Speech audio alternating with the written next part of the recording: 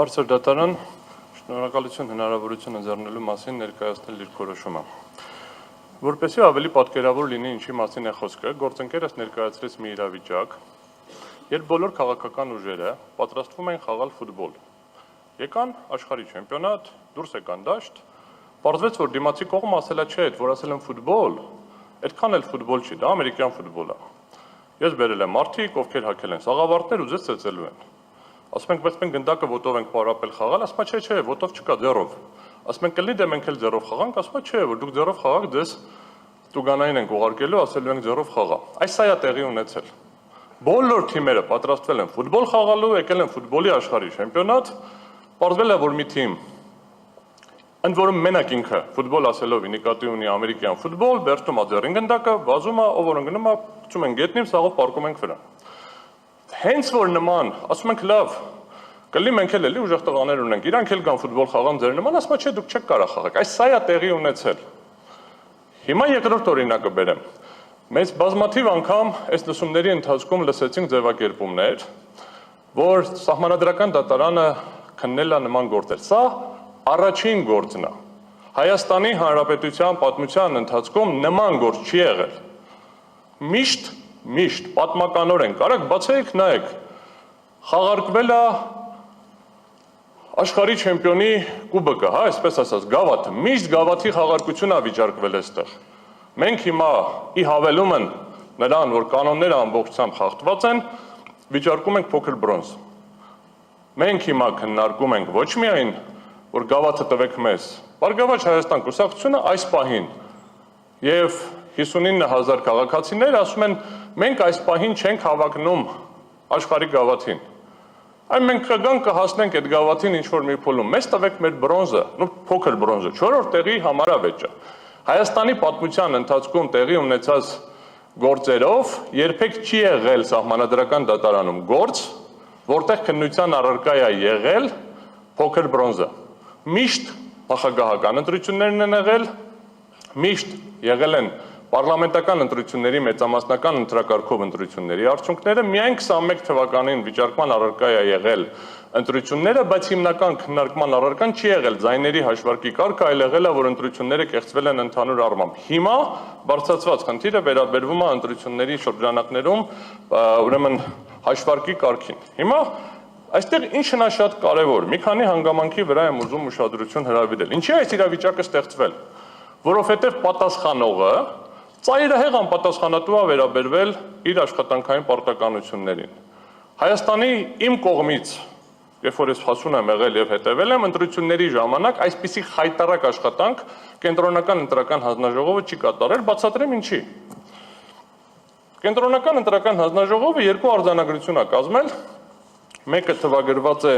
հունիսի 8-ին ժամը 11:48-ով, մյուսը վերաբերվում է հունիսի 14-ին 18:16-ով։ Այս երկու արձանագրությունները ըստ էության իմի են բերում ընտրությունների արդյունքները։ Ձևակերպվել են իբր թե վերահաշվարկի արդյունքում։ Վերահաշվարկի արդյունքում փոփոխությունների քանակը եղել է չնչին։ Իսկ այդ վերահաշվարկ կոչվածը ինչ է եղել, երբ որ ես անձամբ արել եմ այդ վարժությունը, բացել եմ կենտրոնական ընտրական հանձնաժողովի կայքը, քաղաքացիները բոլոր ընտրատեղամասերում կան, փորձել եմ լրացնել, որովհետև առաջին օրը իսկ պարզ էր, որ այդտեղ կեղծված են թվերը։ Այս առաջին արձանագրությունը կեղծիք է։ Ոչ թե վերահաշվարկ ենք արել, թվերը ավելացել է, չէ, արձանագրության մեջ գրված է 100, կենտրոնական ընտրական հանձնաժողովը համարել է 10, գումարել է 10, թիվ է արձանագրել։ Ինչի արդյունքում առաջին արձանագրության կեղծիքի պատճառով Բարգավաճ Հայաստան կուսակցությունը առաջին արձանագրության թվերով չի հաղթահարել 4%-ը։ Այնինչ թվերը ճիշտ արձանագրելու դեպքում, թվերը ոչ թե վերահաշվար կամ ինչ, ուղղակի են արձանագրության թվերը գումարելու դեպքում պարզ էր դառնում, որ Բարգավաճ Հայաստան կուսակցությունը 130 գումարած թվի քանակով ավել էր հավաքել 4%-ի շեմից։ Ինչի է դա արվել, հիմա կներկայացնեմ շուտով, որից հետո մենք Բարգավաճ Հայաստան կուսակցությունը տեսնում է, որ թվերի տարբերություն կա, բայց դա չի մենակ։ Քվեարկության մասնակիցների ընդհանուր թիվը երկու արձանագրությունների միջև 1000-ով տարբերվում են։ Ընտրողների ստացված կտրոնների ընդհանուր թիվը երկու արձանագրությունների միջև 3400-ով տարբերվում են։ չօգտագործված համարակալված կտրոնների ընդհանուր թիվը 1000-ով տարբերվում է։ Չօգտագործված ինքնասոցնձվող դրոշմանիշների ընդհանուր թիվը 1000-ով տարբերվում է։ Եվ ամենատաղանդավորը, ընտրողների ցուցակներում ընդգրկված ընտրողների թիվը 9-ով տարբերվում է։ Լավ, առաջին արձանագրության ժամանակ չգիտենք քանի հոգի ընդգրկված ցուցակներում։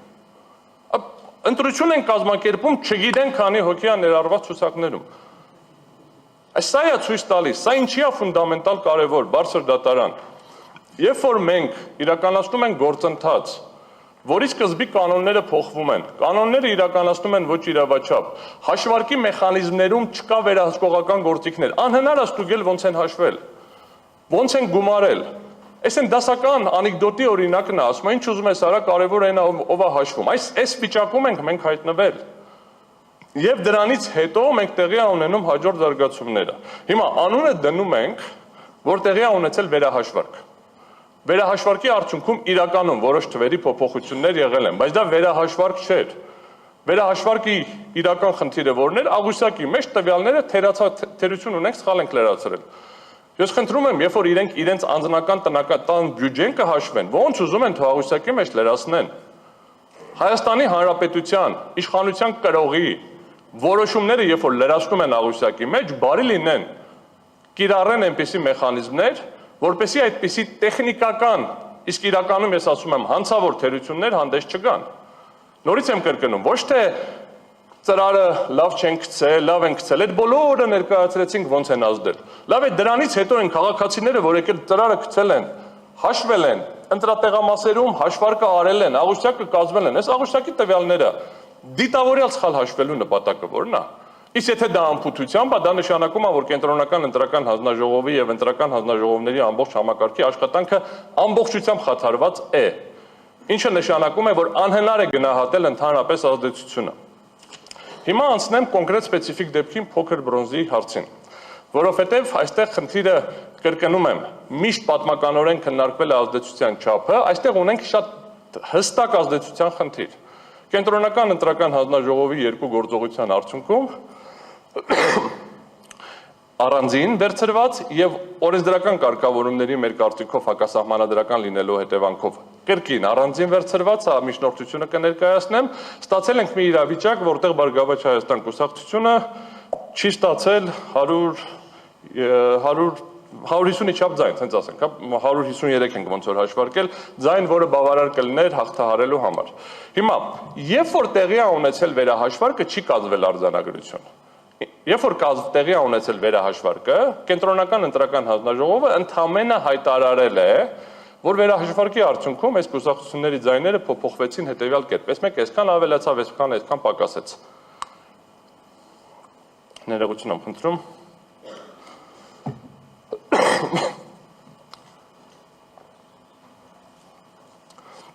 Երբ որ վերցնում, իրենց փոխարեն այդ վարժությունը անում ենք, այսինքն վերցնում ենք ընդհանուր թվերը, գումարում ենք, հանում ենք, ասում այսքանը սրանով ավելացավ, այսքանը սրանով ավելացավ, ստացվում է հետևյալ պատկերը։ ԿՀ-ն արձանագրել է, ԲՀԿ-ն ստացել է 58525 քվե,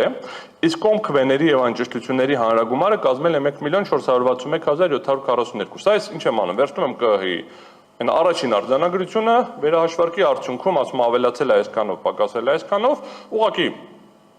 օգտագործելով տեխնիկական միջոց Excel աղյուսակը գրում եմ այս թվերը, գրում եմ գումարած, գրում եմ ամբողջ, գրում եմ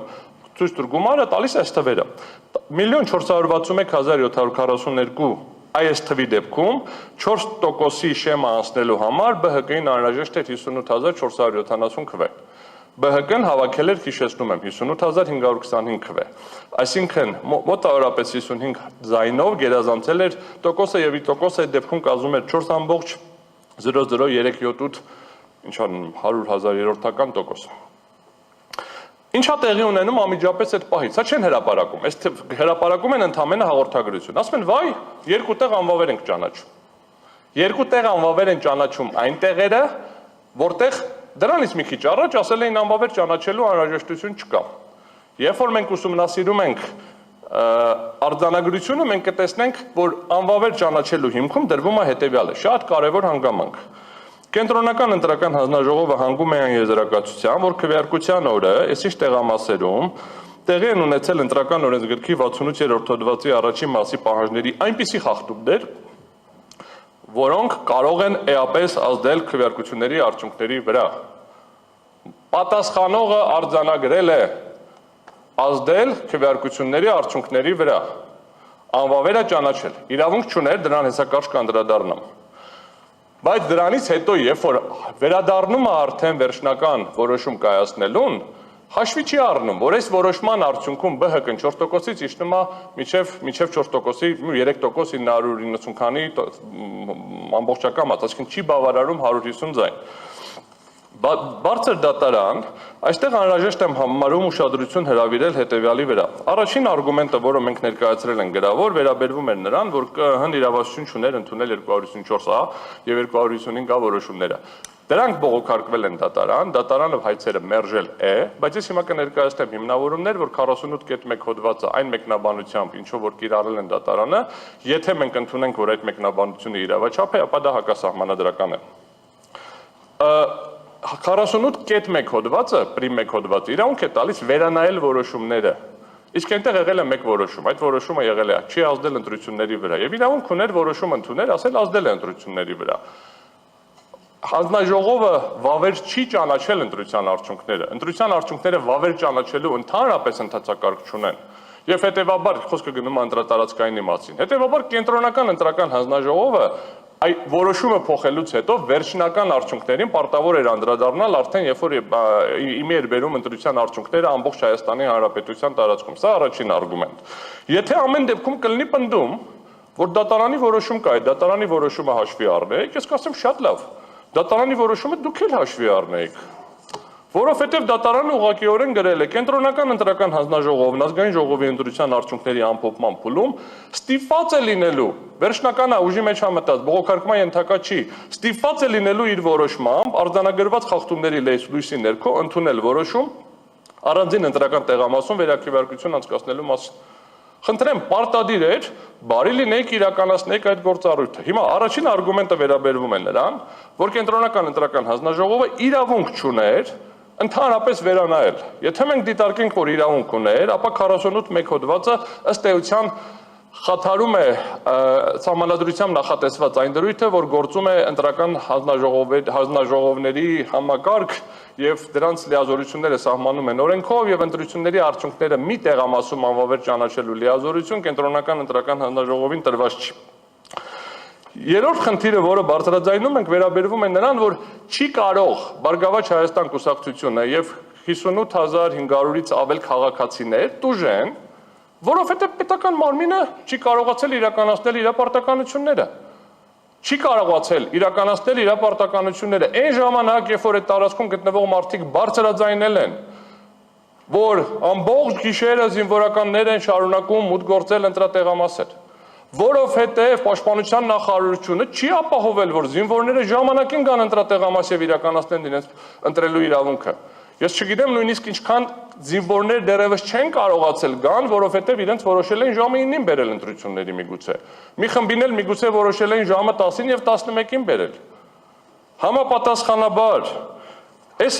ամբողջը հաշվի առնելով գալիս ենք այն եզրահանգման, որ կենտրոնական ընտրական հանձնաժողովը իրավունք չուներ այդ որոշումը կայացնել, անվավեր ճանաչել տեղամասում։ Հիմա բայց շարունակությունը կայացրել է։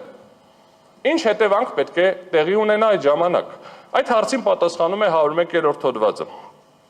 Եթե ընտրությունների արդյունքում տեղի են ունեցել սույն օրենսգրքի այնպիսի խախտումներ, որոնք կարող էին ազդել ընտրությունների արդյունքների վրա, իրանք են ասել ազդել է։ Ես չեմ ասում, իրանք են ասել ազդել է։ Ապա կենտրոնական ընտրական հանձնաժողովը որոշում է ընդունում առանձին ընտրական տեղամասերում վերաքվեարկություն անցկացնելու մասին, եթե այդ միջոցով հնարավոր է շտկել այդ խախտումների հետևանքները։ Բարձր դատարան ամենասկզբում գործընկերները միասնության թևերից երբ որ ներկայացնում էին կասեցնելու միջնորդություն, երկրորդ որոշումը, բարձր դատարանը հստակ նշեց, որ ոնց որ կդիտեք դա էլ են քննարկել։ Ուրեմն երկու որոշումներից ոչ մեկում անդրադարձ չի կատարվել անհնարինության մասին, որ անհնար է շտկել այդ միջոցով, որ այս կետը կիրառելի չի։ Ընդհանրապես ուղղակիորեն գրել են, անցել են, արձանագրել են, անցել առաջ։ Ոնց որ չի եղել։ ԿԸՀ-ն պետք է ներողություն ԿԸՀ-ն պետք է անդրադարձ կատարեր, արդյոք խախտումներն ազդել են արդյունքների վրա։ Ասել այո։ Երկրորդ հարցը, արդյոք հնարավոր է շտկել այդ խախտումները կոնկրետ ընտրատեղամասերում վերաքվեարկություն իրականացնելով։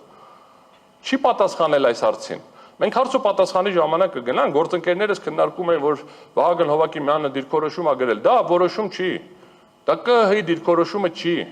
ԿԸՀ-ի սայթում կարան տարբեր բաներ գրեն։ Ոչ մի փաստաթղթում ԿԸՀ-ի կայքը չի հանդիսանում կենտրոնական ընտրական հանձնաժողովի որոշումների պաշտոնական հրապարակման հարթակ, որ նորությունների ձևով կարծիք գրելով դառնան դա հրապարակումներ։ Բարձր դատարան նույն նա ոնց որ ես հիմա գամ, ասենք վերցնեմ բանը տեղեկագիրը, որտեղ հոդվածներ են գրում գիտական եւ ձեզնից յուրաքանչյուրը կարող է ինչ-որ գիտական հոդված գրած լինի, ասեմ դե սահմանադրական դատարանի դիրքորոշումն է, չէ, դա գիտնականի դիրքորոշումն է, որը հրապարակվում է նաեւ կենտ սահմանադրական դատարանի կայքում։ Եվ եթե նախորդ հարցի պատասխանը դրական է, այսինքն Արաբելյան 5 րոպե։ Եթե նախորդ հարցի պատասխանը դրական է, ապա պետք է առանձին տեղամասերում նշանակվեր վերաքվեարկություն։ Եթե ոչ, անհնար էր։ Այն ինչ որ պարոն Հովհակիմյանն է կարծում, դա էլ է լուծումը տրված։ Ամբողջ Հայաստանում վերաքվեարկություն։ Չի կարող լինել մի վիճակ, որ 5-4%-ը հաղթահարած քաղաքական ուժը կենտրոնական ընտրական հանձնաժողովի եւ ընտրական հանձնաժողովների թերի աշխատանքի արդյունքում ոնց որ մի հատ ձեռը ասում է խախտում անեմ, մյուս ձեռը գալիս է բռնում է, բայց տուժում է ԲՀԿ-ն արդյունքում։ Էս է խնդիրը բարձր դատարան, սա շատ պարզ մաթեմատիկական խնդիր է։ Ամփոփելով այս բաժինը պնդում ենք, որ կենտրոնական ընտրական հանձնաժողովը ընտրական օրենսգրքի 48.1 հոդվածի լայն եւ հակասահմանադրական մեկնաբանության արդյունքում իրեն վերապահել է ընտրատարածքային ընտրական հանձնաժողովի փոխարեն ընտրության քվեարկության արդյունքներն անվավեր ճանաչելու իրավասություն եւ դրանից հետո էլ երբ ակնհայտ է եղել, որ որոշումներն ազդում են ընտրությունների արդյունքների վրա, մինչեւ որոշումները պնդում են ԲՀԿ-ն ստանում էր 4%, այդ անունը դրել են վերաքվեարկություն, վերահաշվարկ, բայց վերահաշվարկ չէ։ Ուղղակիորեն շտկել են բաները, իրենց նախկին կատարած թերությունները անունը այդպես դնենք։ Արդյունքում չի ստանում հիմա այդ որոշումների վերաքվեարկություն նշանակելու կամ ընտրություններն ամբողջությամբ անվավեր ճանաչելու կամ ամբողջ Հայաստանում վերաքվեարկություն նշանակելու փոխարեն որոշում է ընդունել մանդատներ բաշխելու մասին գործընթացը բացառելով ԲՀԿ-ին։ Հիմա բարձր դատարան այս մի առանձին արգումենտ էր, ի հավելում են, որ պետք է ընտրությունները անվավեր ճանաչվեն, հիմա ինչ հետևանքի մասին է խնդիրը։ Սահմանադրական դատարանի մասին սահմանադրական օրենքը, երբ որ քննարկում է ընտրական վեճերը, 3 հնարավոր տարբերակ է տալիս անվավեր ճանաչելու դեպքում։ Ամբողջ Հայաստանում վերաքվեարկություն, մանդատների բաշխման այլ կարգ կամ երկրորդ փուլ։ Մենք ներկայացրեցինք, որ անվավեր պետք է ճանաչվի։ Այս ոնց որ այս մի կետներ եւ գործընկերները արդեն երկրորդ օրնա ներկայացնում են բոլորը տարբեր ուղղություններով, տարբեր խախտումներին, որոշները մեղադրում են նաեւ իմ ներկայացված ուժին, բայց արդյունքում ներկայացում են, որ եղել են այնպիսի խախտումներ, որ ընտրությունների արդյունքներում անհնար է որոշել անձանց քվեարկության իրական կամահայտնությունը։ Ուրեմն իշխանության կրողը ինչա ցանկացել։ Ինչա ցանկացել, ով լինի իշխանության։ Այդ չեն կարողանում իմանանք, որովհետեւ սկզբից ենք ազդել, շղթայում կա հաշվարկի խնդիրներ, վերջում էլ իմի բերելով թվերը չգիտեմ ինչի սխալ են գումարում։ Հիմա բարձր դատարան այս պահին ես կխնդրեմ ընդմիջենք անցնեմ միջնորդությանը ու վերջին 3 րոպեն արդեն իմի կբերեմ ամբողջությամբ։ Հիմա բարձր դատարան, եթե թույլ կտաք միջնորդության տեքստը վերցնեմ,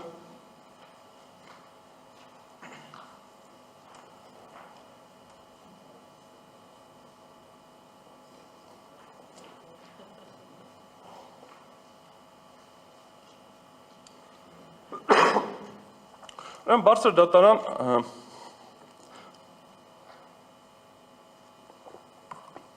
ոնց ենք հաշվում անցողիկ շեմը։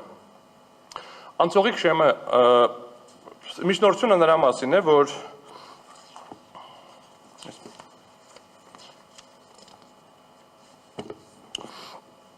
խնդրում ենք, որ նախքան սույն գործով որոշում կայացումը որոշել սույն գործի լուծման համար առանցքային նշանակություն ունեցող ընտրական օրենսգիր սահմանադրական օրենքի 95-րդ հոդվածի 4-րդ մասի անճշտությունների թվի գումարման մասով սահմանադրության 2-րդ հոդվածի 7-րդ հոդվածի 89-րդ հոդվածի 3-րդ մասի առաջին նախադասության համապատասխանությունը։ Շատ հակիրճ երկու բառով ներկայացնեմ, բարձր դատարան հետևյալն է։ Հայաստանի Հանրապետության սահմանադրության համաձայն գործում է համամասնական ընտրակարգ եւ Հայաստանի Հանրապետության ժողովուրդը ազատ ընտրությունների միջոցով իրականացնում է իշխանությունը։ Ուրեմն գործընկերները շատ էին հղում արել 7-րդ հոդվածին, ասում ազատ եւ ուղղակի ներողություն, ընդհանուր հավասար ազատ եւ ուղղակի ընտրական իրավունքի հիման վրա գաղտնի քվեարկությամբ։ 89-րդ հոդվածի 3-րդ մասը ասում է ազգային ժողովն ընտրվում է համամասնական ընտրակարգով, ընտրական օրենսգիրքը երաշխավորում է կայուն խորհրդարանական մեծամասնության ձևավորումը,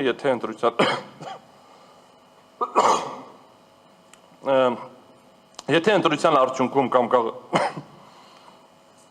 ներողություն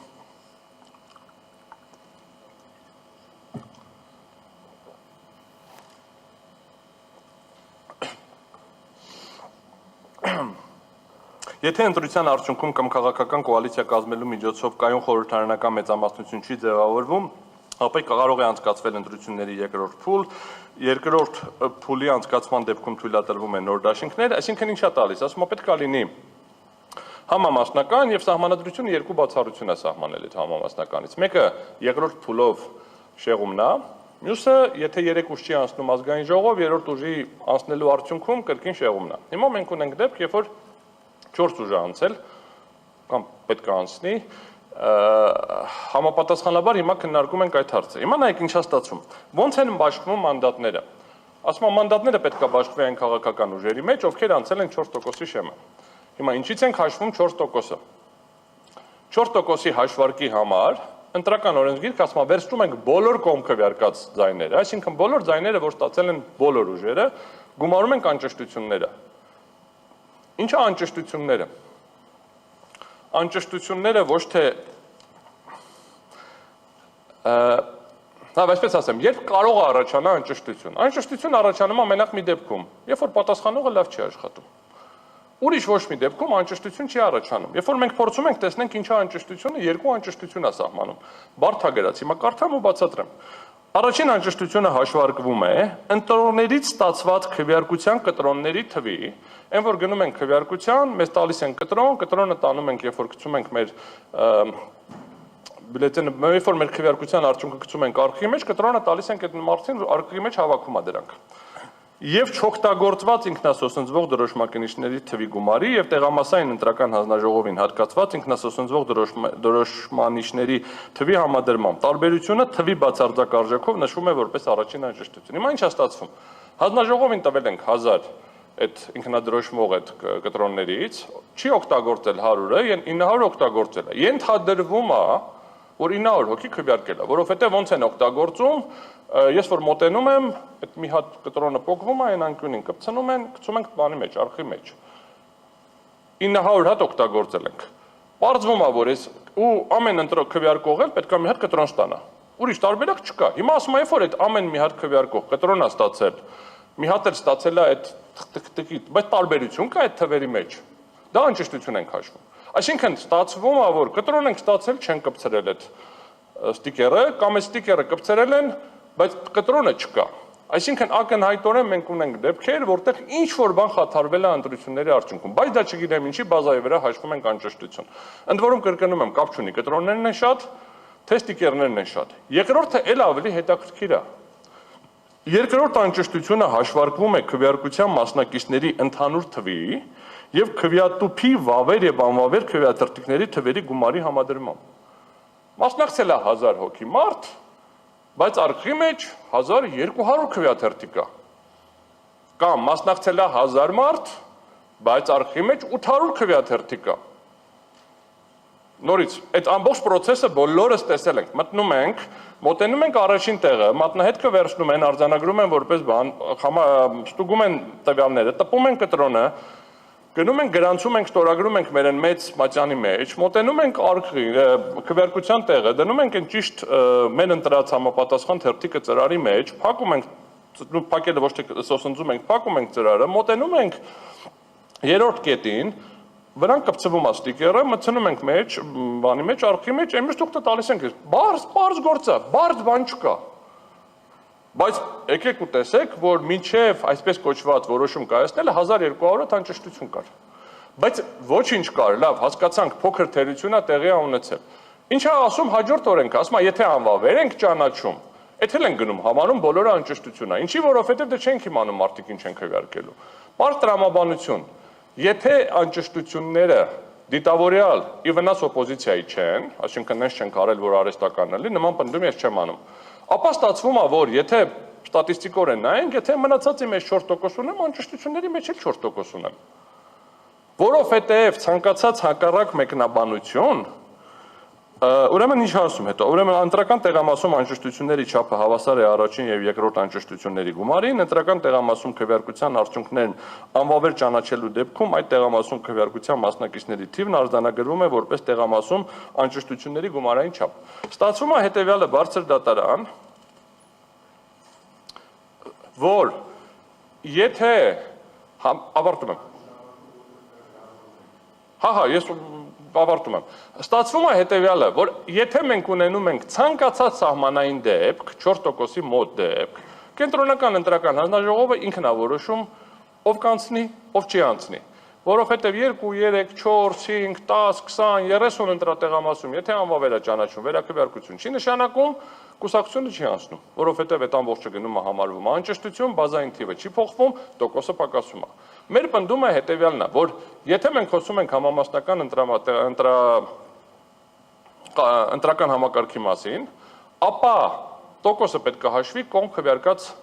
քվեաթերթիկներից։ Ընդ որում, եթե լիներ օրինակ կողմ քվեարկած եւ անվավեր, կար այդ տրամաբանական համարեի, ասել այդ անվավերները ինչ-որ ակցիա են արել, դեմ են եղել, ինչ-որ խնդիր է եղել։ Բայց երբ որ մենք ասում ենք կողմ քվեարկած եւ անճշտություն օրենքը, ստացվում է մի հատ անտրամաբանական վիճակ, որովհետեւ կողմ քվեարկածները շատ պարզ է, մարդիկ եկել քվեարկել են քաղաքական ուժերին։ Բոլոր մարդկանցից, ովքեր Հայաստանի Հանրապետությունում քվեարկել են 10, քանից մնաց վերջում, 18 մնաց, չէ՞, ոնց որ 18 քաղաքական ուժերից որևէ մեկին 4%-ից ավել ԲՀԿ-ն ստացել է։ 4%-ից ավել, նույնիսկ այս ամեն ինչը անվավեր ճանաչելով ամեն ինչով հանդերձ ԲՀԿ-ն ստացել է։ Բոլոր մարդկանցից, ովքեր Հայաստանի Հանրապետությունում։ Հիմա մենք ասում ենք համապատասխանաբար բարձր դատարան, ի հավելումն են առաջին արգումենտին, որին հեսա կավարտեմ 2 րոպեեր մնացել դա կավարտեմ, մենք միջնորդում ենք, որ դատարանը քննարկի սահմանադրության համապատասխանության այս հարցի, որովհետև սա առաջացնում է երկու ֆունդամենտալ խնդիր։ Առաջացնում է համամասնական ընտրակարգի շեղում, որովհետև համամասնականությունից մենք շեղվում ենք եւ արհեստականորեն ավելացնում ենք ըստ էության բազան, որից կուսակցությունները կարող է չանցնեն, եւ երկրորդը ինքը ըստ էության ստացվում է, որ կենտրոնական ընտրական հանձնաժողովը ստանում է լիազորություն ավելացնել, պակասացնելով տոկոսները ավելացնել բազան, որովհետև ընտրախախտումներ միշտ լինելու են տարբեր ծավալների, տարբեր տեղերում, տարբեր քանակների եւ ցանկացած տեղամասում անվավեր ճանաչելու։ Խոսքը գնում է ինչ-որ ընթացքակարգային գործընթացներում, անճշտությունները չպետք է, որովհետև դրանք կրկնում եմ, պետական մարմնի աշխատանքի թերությունն են, չպետք է ազդեն մասնավոր անձանց, տվյալ դեպքում կուսակցությունների գործունեության արդյունքների վրա։ Սա միջնորդություններ բարձր դատարան, եթե որևէ փուլում անհրաժեշտ լինի սրանով հավելյալ պարզաբանումներ հիմա կլինի թե հետո տամ, եթե չէ, ես ավարտեմ ելույթ։ Չէ, ավարտեք, շնորհակալություն, եթե կարիք լինի քննարկման ժամանակ հարցեր ունենան կողմերը կամ դատարանը ձեզ միջնորդության հետ կապված կտան, դες ուղղակի կարճ է ձեզ։ Բարձր դատարան ներողություն, դրույթը, որ դուք վիճարկում եք, ինքը նույնպես նոր փոփոխություններից է։ Այսինքն վերջին մի տարվա ընթացքում է։ Ընդհանրապես մենք վիճարկում ենք դրույթը, որը գրվել է ինչ-որ մի պահի, որովհետև ըստ էության հետևյալն է, նայեք, օրենսդրությունը մշակելուց ինչ-որ տարբերակ։ Չէ, պարզ է, ես իրականում միայն կարճ այդ հարցը, շատ բարի։ Նոր փոփոխության խնդիր չէր, բարձր դատարան խնդիրը ուղղակի դրույթ էր, որը միջև հիմա կիրառելուց խնդիր չի առաջացրել ընդհանրապես, որովհետև սահմանային այդ 4%-ի մի քանի ձայնի տարբերություն երբեք չի առաջացել։ Հիմա նախկինում 5, հիմա 4։ Շնորհակալություն։ Հիմա եւ ամփոփեք ձեր բացատրությունները։ Բարձր դատարան մենք ըստ էության ներկայացրեցինք էական խախտումներ։ Հիմա փորձեմ իմի բերեմ, գործընկերներս ներկայացրեցին նաև ոչ միայն կոնկրետ ԲՀԿ-ի հետ կապված հաշվարկի խնդիր, այլ նաև այլ խախտումների հետ կապված խնդիրներ։ Ուրեմն սահմանադրական դատարանի մասին սահմանադրական օրենքը սահմանադրական դատարանին տալիս է անվավեր ճանաչելու դեպքում 3 լիազորություն։ Սրան եմ ուզում անդրադառնամ ու ավարտեմ։ Ես գտնում եմ, որ Սահմանադրական դատարանը պետք է օգտվի այն լիազորությունից, որով պետք է վերաքվեարկություն նշանակի ամբողջ Հայաստանի Հանրապետության տարածքում, որովհետև խախտումները այնպիսին են, Վերաքվեարկություն, ներողություն, որ լիազորություն։ որպես ասում անվավեր ճանաչել ընտրության արդյունքները, կամ որպես այլ ընտրության արդյունքները եւ սահմանել մանդատների բաշխման կարգ, Վերաքվեարկություն կարծես։ նո որ անվավեր եք ճանաչում ինքը ուզենք չուզենք օրենքի իմաստով, էլի, այսինքն դեղ ասում ճանաչումը անվավեր որոշումը, անվավերը ճանաչում Հա, նո ավտոմատ այդ ընթացակարգը, եթե չեմ սխալվում 20 օր հետո կամ ոչ ավելի ուշ, նշանակվում է ընթացակարգ, անվավեր ճանաչել ամբողջ Հայաստանում դրանով ավարտվում է, երկրորդ բանը որպես այլընտրանք, սա այս մեկը ոնց որ էլ մաթեմատիկորեն հաշվարկված է, այլընտրանք չկա, Սահմանադրական դատարանը, եթե առաջինը իրականացնում է, ասում այն մնացած թվերը պարզ չեն, պարզ է, բայց եթե դա չի իրականացնում թվերը պարզ են, ապա միանշանակ է, որ ԲՀԿ-ն ստանում է 4%-ը գերազանցումը, այդ ժամանակ խնդրում եմ Սահմանադրական դատարանին կիրառել այն երկրորդ լիազորությունը, որպես այլընտրանք անվավեր ճանաչել արդյունքները եւ սահմանել մանդատների բաշխման կարգ, ապահովելով դիմումի կողմից մանդատների ստացումը։ Ըստ էության այլընտրանքային որոշման դեպքում կլինի, որ Սահմանադրական դատարանը կասի, որ ԲՀԿ-ն ստացավ փոքր բրոնզը, այսինքն կլինի, որ ըստ հաշվի առնելով այն թվերը, որոնք կան, ընդ որում այս երկրորդ որոշումը կարող է կայացվել ինչպես պնդելով, արձանագրելով, որ կենտրոնական ընտրական հանձնաժողովը իրավասություն չուներ անվավեր ճանաչել այդ տեղամասերում ընտրության արդյունքները, օրինակ արձանագրելով 48.1 հոդվածի սահմանադրական հակասահմանադրական մեկնաբանությունը կամ տալով դրան այլ մեկնաբանություն դրա լույսի ներքո մեկնաբանելով եւ տալով դիրքորոշում կամ անվավեր ճանաչելով այդ հաշվարկի կարգը, որտեղ անվավերները գումարվում են եւ ստացվում է արդյունք։ Եթե դրանք տեղի չի ունենում, նշանակում է, որ կենտրոնական ընտրական հանձնաժողովը սխալ որոշում է կայացրել վերաքվեարկություն սահմանելու փոխարեն հաստատել է մանդատների բաշխման կարգ, իսկ այդ դեպքում ընդհանրապես անվավեր է ճանաչվում ընտրությունների արդյունքները։ Եթե հարցեր կլինեն, պատրաստ եմ պատասխանել, այսքանով ավարտեցինք։ Շնորհակալություն, ըստ եք, խնդրեմ։